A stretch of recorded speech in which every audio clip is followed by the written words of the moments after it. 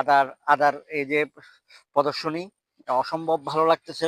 আমি পরামর্শ দেওয়াতে কিছু কিছু জায়গায় কিন্তু এই যে প্রথমে আমি চিন্তা করছি এখানে এই আগাছাগুলো আগাছাগুলো পরিষ্কার করাতে কি লাভ হয়েছে এখানে পোকা টোকার আক্রমণটা কমে গেছে, আদার এর গ্রোথটা ভালো আর হয়েছে। আমি এই যে পরামর্শ দিয়েছি এখানে ইয়েলো ট্র্যাপ ব্যবহার করার জন্য আমরা আমরা কৃষি সম্প্রসারণ অধিদপ্তর সোনাগাজী এখন চাচ্ছি এই যে কৃষকরা যাতে কি এই যে কীটনাশকের পরিবর্তে এই যে জৈব বালাইনাশক ব্যবহার করে। এই যে এটা এটা হলুদ ইয়েলো ট্র্যাপ। এখানে এখানে এই যে পোকাগুলো এই আদার আদার যেগুলো পোকা আছে অথবা এই যে সবজি করছে এই যে সবজি মাচা মাচা দিছে এখানে এই হলুদ এই যে আঠালো ইয়েলো ট্র্যাপ এগুলো এই যে পোকাগুলোকে ধ্বংস করবে।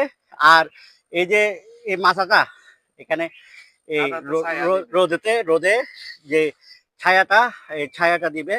তো আমার অসম্ভব ভালো লাগতেছে। এই বিষয়ে যদি তোমার আর কিছু বলার থাকে বলো। এখানে আদাগুলো আমাকে অফিস থেকে যখন দেওয়া হয়েছিল, প্রথমে ভেবেছিলাম কিরকম হয় না কিরকম হয়, কখনো করি নাই। তো আমাদের কৃষি অফিসারের পরামর্শে আলহামদুলিল্লাহ এখন আদা খুব ভালো দেখা যাচ্ছে। আশা করছি আমারও ভালো ভালো কিছু হবে। লাগতেছে।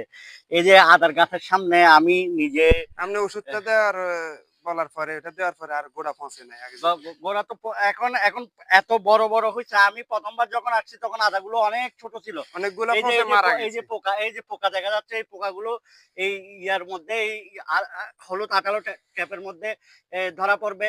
তো এই যে এতক্ষণ আমি আদার একটা প্রদর্শনীর সামনে ছিলাম, আপনাদেরকে পরামর্শ দিয়েছি কি কি করতে হবে। তো সকলকে অসংখ্য ধন্যবাদ। আসসালামু আলাইকুম।